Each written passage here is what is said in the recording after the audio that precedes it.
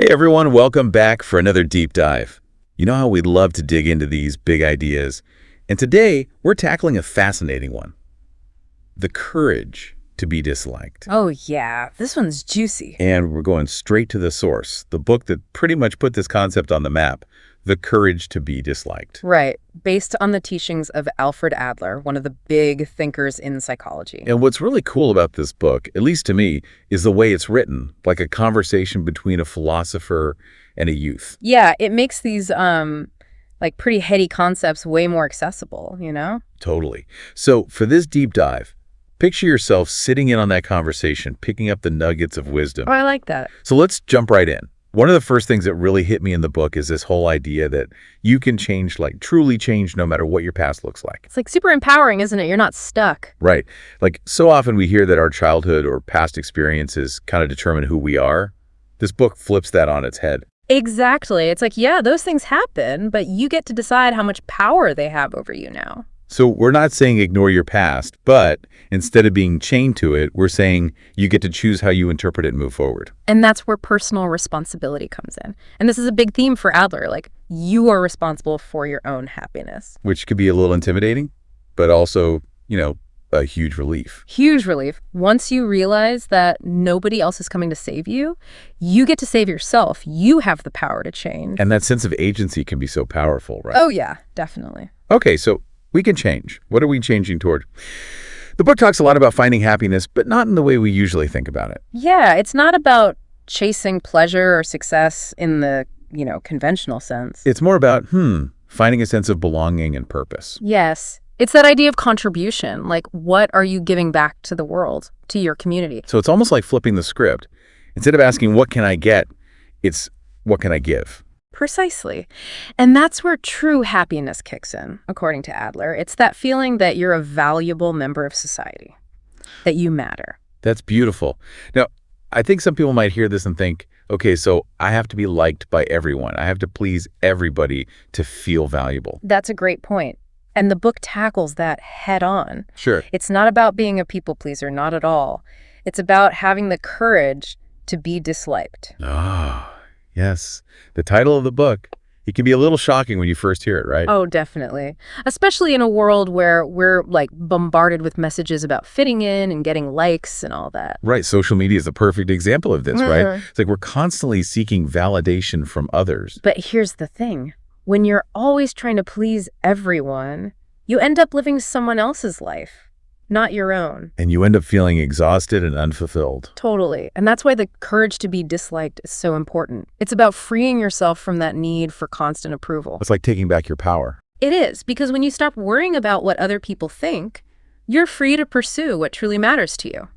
Even if it's not popular, even if it makes some people uncomfortable. Which is so hard to do, right? Like evolutionarily, we're kind of wired to want to fit in with the group. We are, but the thing is, when you try to be everything to everyone, you end up being nothing to yourself. So true. It takes courage to stand up and say, this is who I am, this is what I believe, and if you don't like it, that's okay. It is a lot of courage. But from what I'm gathering from this book, that courage is what allows us to build genuine connections with others. Because you're showing up authentically. You're not pretending to be someone you're not. And that authenticity is what allows for real intimacy and vulnerability. And that's where those deep, meaningful relationships come from. Absolutely. And the book also talks about how, so much of the stress and conflict in our lives stems from our relationships with others. Right. Because even though we crave connection, we also bring our own baggage and expectations to those relationships. And that's where Adler's concept of horizontal relationships comes in. Tell me more about that. I feel like that term is popping up more and more these days. So basically, it's about viewing relationships as equal partnerships, not as power struggles. No one's above or below the other. So it's not about who's in control. Exactly. It's about mutual respect.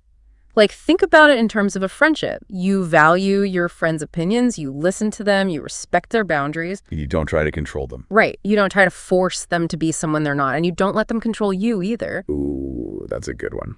It's funny because we're talking about all this deep stuff, but honestly, horizontal relationships should feel pretty intuitive. They should. Yeah. But for whatever reason, a lot of us get caught up in these power dynamics. And that's where things can get messy.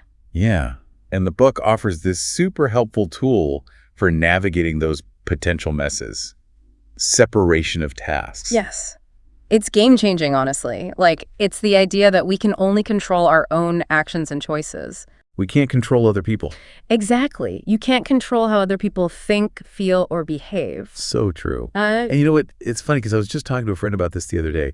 She was super stressed about her teenage son. Like, he wasn't doing his homework, he was staying out late, and she was just at her wit's end. Oh, I know that feeling. Right? Yeah. And we were talking, and I was like, you can't make him do his homework. Yeah. You can encourage him, you can set boundaries, but ultimately, it's his choice. And she was like, I know, but it's so frustrating, and I get it. It's so hard to let go, especially when it's someone you love.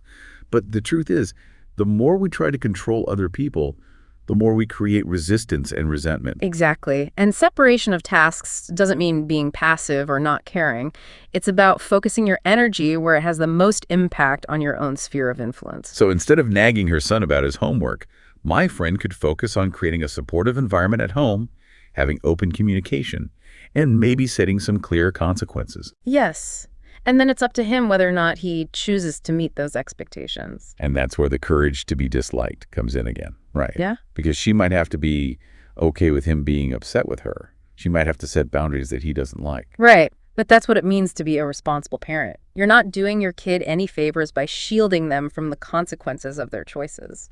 That's so powerful. And it applies to so many areas of life, right? Work relationships, friendships, romantic relationships, even our relationship with ourselves. It does. It's about taking ownership of your own life, your own choices, your own happiness. So to sum up, we've got this potent mix of ideas. The power to change, the focus on contribution, the courage to be disliked, and the importance of separating tasks. And when you bring it all together, it paints a pretty compelling picture of what it means to live a fulfilling life. But it's definitely not the easy path, is it? Not always. It takes courage. Which makes sense, given the title of the book. But, the thing is, I think deep down, most of us crave that kind of freedom. The freedom to be ourselves, to pursue what matters to us, without constantly worrying about what other people think. It's that authentic life we were talking about. Exactly. And I truly believe that when we have the courage to step into that authenticity, that's when we can create the most meaningful connections and make the biggest impact on the world. I love that. That's such a powerful message. And I think it all comes back to what we talked about at the beginning, this idea that you have the power to change. You always have a choice. And it might not be easy. You might face resistance. You might be disliked. It's worth it.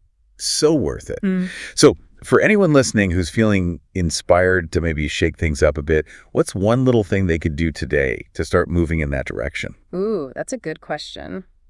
Honestly, I think it could be as simple as identifying one area of your life where you're letting the fear of judgment hold you back. Okay, so like maybe you're afraid to speak up at work, or you're holding back on pursuing a creative passion. Yes. And then ask yourself, what would it look like to show up more authentically in that area? And then Take one small step. It doesn't have to be anything huge, just one small action to move you closer to that vision. love it. And if you're feeling really brave, share it with someone you trust. Having that support can make a huge difference. So good. I think we've given everyone a lot to chew on today. If you're interested in exploring these ideas further, I highly recommend checking out The Courage to be Disliked. It's a powerful read, and it might just change your perspective on what it means to live a truly fulfilling life. Thanks for joining us for this deep dive. You got it. Until next time, keep diving.